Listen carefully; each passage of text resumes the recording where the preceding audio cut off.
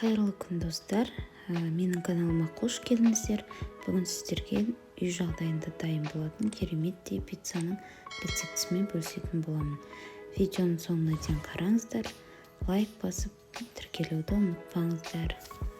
Наны өте дәмді болып шығады, жасап көріңіздер.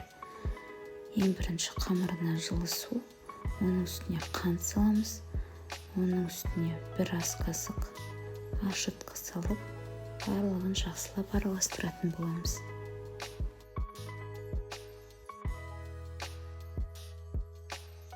Жақсылап араластырған соң банканың қақпағын жауып, көтерілгенін күтеміз. 10 минуттай уақыт керек. Мінекей көріп тұрғандарыңыздай біздің ашытқымыз көтерілді, бетіне көпіршіп шықты. Енді осы ашытқымызды құйып, оның үстіне шым-шым тұзымызды салып, оның үстіне бір ас қасық майонезімізді салатын боламыз.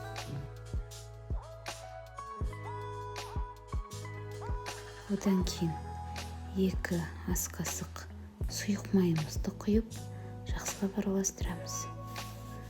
Осының үстіне електен өткізіп отырып, ұнымызды салып, жұмсақ қамыр илейміз.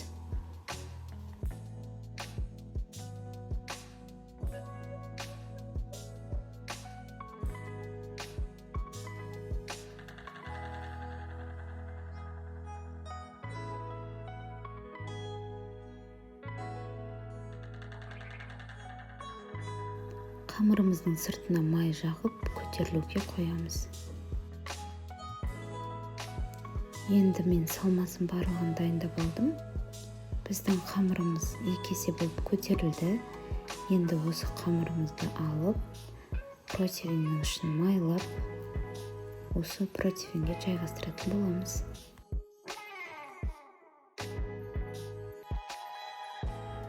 Бұл қамырды 2-ге бөліп 2 порция жасасаңыздар да болады, бірақ бізге отбасымызға наны қалың болғаны ұнайды.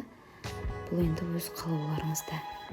Ең бірінші пиццамыздың соусын жағамыз. Мен соусына майонез бен кетчупты араластырдым.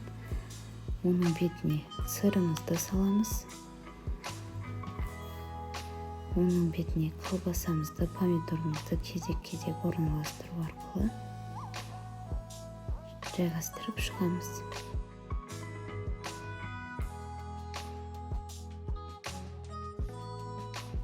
Барлығын қойып болғаннан кейін бетіне қайтадан соусымызды жағып шығамыз.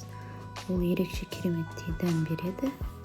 Пиццамыз пісқаннан кейін барып, сырымызды бетіне салып, 5 минутқа қайтадан духовкамызға кіргізетін боламыз. Сырды аяғында салу маңызды. Жасап болғаннан кейін салып тастайтын болсаңыздар, сырымыз кеуіп кетуі мүмкін. Біздің пиццамыз өте жұмсақ, әрі дәмді, тойымды болып шықты. Ас болсын. Менің каналымның алдыға басқанын қаласаңыздар, күнделікті видеоларымды қарап, лайк басып, комментарий қалдырыңыздар.